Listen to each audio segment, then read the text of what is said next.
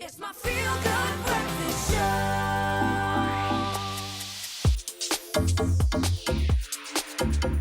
Welcome back to your Feel Good Breakfast Show. It's Expresso right here on SABC3. Now, with the environmental degradation on the rise, it's now very important, more than ever than before, to make sure that we take care of what's happening globally in terms of our environment and its preservation and care. And with the fashion industry, a leading contributor to greenhouse gas emissions and deforestation, one has to learn how to better balance style with caring for this precious earth. Now, in this week's How-To Fashion Guide, we are giving you some easy ways in which you can do so. And the person who's going to be doing that is Strelitz, everybody! Yes! I'm over it. Put a Bluetooth, boom, right there. Hate it. Are you Why does over everyone it? hate me? No, we love don't you. hate you. We love you. Okay. Let's talk about the fashion industry. I mean, I saw a report in 2017 that Yeah. was released that said the fashion industry is worth estimated $2.4 trillion. Isn't that crazy? Wow. That must amount to a lot of waste. Should we be worried? You know what we should?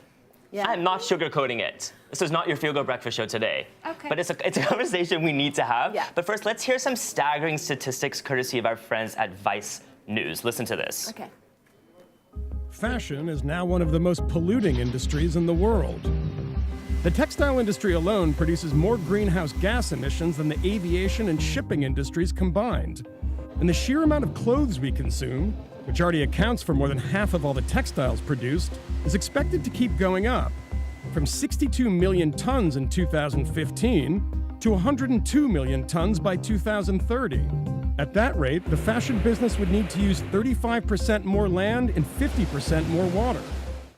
Wow, that is staggering Sure. statistics. Isn't that crazy? Hey? Textile industry responsible for more greenhouse gas emissions than shipping and aviation. That is insane. I'm gonna hit you with other Combined. crazy mind-boggling statistics. Yeah. 70 million trees a year What? are cut down to make the clothing we wear. 70 million oil barrels a year are used to just create polyester. That's one fabric. The clothing industry is the second biggest polluter in the world behind oil, and the second biggest polluter and contaminator of our waterways and water systems after oil. Now, how can we fix this? I mean, these are some scary statistics. There's- Are people at least putting things in place where we can at least limit the amount of waste we're creating? Well, that's a fantastic point as well. So it really is about being transparent and asking the questions of your government officials, or really researching to see which clothing brands and which countries Yeah. have strict environmental regulations in place. So you really have to be a conscious and cognizant consumer to fix this problem. Yeah. So we know that we can't fix it necessarily on a global level Yeah. overnight, Yeah. but we can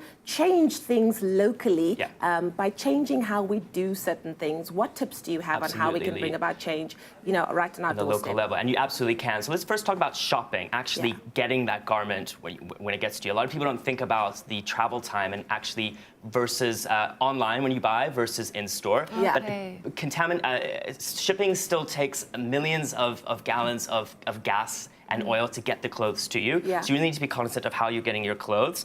22% of a garment's climate impact comes through the process of a consumer driving to a store, then driving to another store, trying on that dress at another store, bringing it home. So you really want to be time efficient. Yeah. So it's all about one store, one time, get in, get out, and try to limit your excursions to once a month. Don't be shopping every single day, Miss Zoe Brown. Well, you know what the thing is? Yeah. Also, those who package the online, I was so shocked the one time I ordered something online.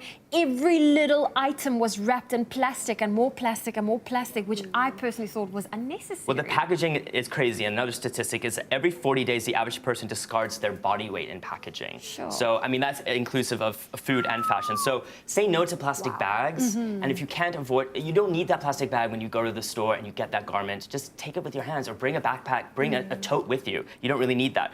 Do recyclables instead, recycle cardboards. A lot of retailers these days are using cardboard in lieu of plastic, Yeah. but you really need to educate yourself on which retailers are and which aren't. We need to recycle, and you need to be using paper that has been recycled and Yeah. upcycled instead of creating new materials Yeah. each and every single time you go. When it comes to garments and clothes, Yeah. what should we wear in order to be more sustainable? The fabrics are crazy, Lee. I mean, the fabrication really is, people don't think about it, but something like polyester that takes 70 million gallons of oil to produce is a plastic. So every time you wear polyester, you're actually perpetrating the use of plastic in clothing. So you really want to go to naturals like wool, silk, hemp, and linen. But cotton as well in its natural state is also a massive pollutant. Also, we think about the living conditions of the people who are harvesting the cotton as well. That's why I really try and look for organic cottons instead. Even with a cotton, a simple t-shirt can take up to 5,000 gallons of water to produce. One t-shirt. So it's always naturals instead of synthetics. Organic cotton, the best option for fabrication. So in terms of our ethos when we are buying, what should we be kind of thinking by? How should we be living? Well, Vivienne Westwood, one of my favorite designers of all time, has the best mantra. It's buy less, choose well, make it lasts. Oh, I love that. Isn't that great? Yes. So it's really just about being a discerning consumer these days. I've talked a lot about, cleaning out this closet, getting down to a capsule wardrobe, 10, 15 staple pieces you wear over and over again.